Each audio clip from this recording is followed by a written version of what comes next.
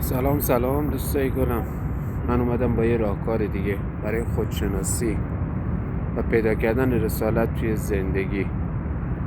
یکی از کارهای مهم دیگه که به ذهنم رسید این بود که بیام بهتون بگم ما باید بتونیم توی روزمره زندگیمون برای خودمون وقت خالی کنیم.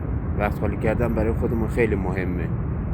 اینکه بتونیم در طول روز، در طول شبانه روز حداقل نیم ساعت تا 40 دقیقه رو برای خودمون اختصاص بدیم که بتونیم یه مروری بکنیم روزمون رو، یه کند و کافی بکنیم، ببینیم کجا اشتباه رفتیم، کجا درست رفتیم، چه کارهایی رو باید تقویت کرد، چه چیزایی رو باید حذف کرد در روز بعد.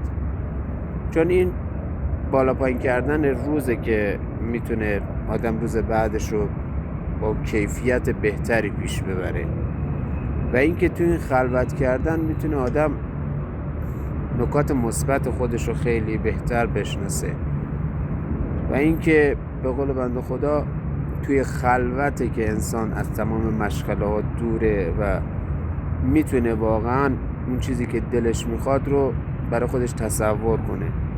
چون ما یه بعدمون از لحاظ رسیدن به بهترین کمال اینه که بتونیم تصور سازی کنیم برای خودمون و چیزایی که دوست داریم رو تو ذهنمون تصور کنیم که تو واقعیت برامون اتفاق بیفته و این چیزیه که واقعا باید بهش اهمیت داد.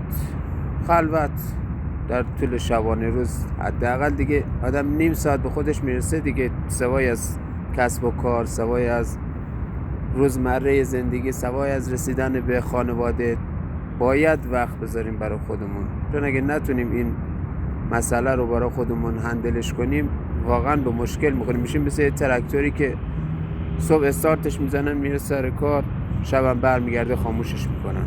خب این که نشد زندگی. پس انسان برای چی به این دنیا اومده که بالاخره خودش رو بشناسه، قابلیتاش رو کشف کنه. این چیزیه که باید واقعا براش وقت گذاشت و بهش بها داد. خیلی به نظرم چیز قابل توجهیه که به این چیز اهمیت بدیم. هیچ کس به نظر من البته مهمتر از خودمون نیست. اگه خودمون حالمون خوب نباشه مطمئناً به اطرافیان هم نمیتونیم حس خوب بدیم و این حس خوب گرفتن فقط تو تنهایی به نظر من به دست میاد. خلوت کردن با خودت، صحبت کردن با خودت، بشینی یه گوشه تو تنهایی تو خلوت برای خودت فکر کنی، اصلا هیچی نگی، همونجا بشین. چه اتفاقی میفته؟ نیم ساعت انسان بشینه. اصلا چی میخواد بشه؟ دنیا میخواد تموم بشه؟ نه. این همه دویدیم، این همه بالا پایین کردیم، یه دقیقه انسان آروم بگیره ببینه واقعا داره چه کار میکنه، داره چی به سر خودش میاره. این جسم رو داریم فقط ازش کار میکشیم. خب بابا یه مقدارم بهش استراحت بدیم، یه مقدارم به خودمون برسیم. نمیدونم، این تنها چیزیه که به ذهنم میرسه. بها دادن به خود خیلی مهمه و یکی از مهمترین راه‌های خودشناسیه به نظر من. چون تو مشغله روزمره اصلا نمیتونی به خودت توجه کنی. انقدر که گیر روزمرت هستی دیگه جایی برای خودت نمیمونه. پیدا کنین یه جای خلوت برای خودتون، حتما دور و براتون پیدا میشه که بخوایم توش برین وقت بگذرونین. تو روزمرتون جایی که میرین زیر نظر داشته باشین، بگین من مثلا امشب میام نیم ساعت اینجا میشینم برای خودم. وقت بذاریم برای خودتون. مطمئن باشین که نتیجه خوبی میگیرین.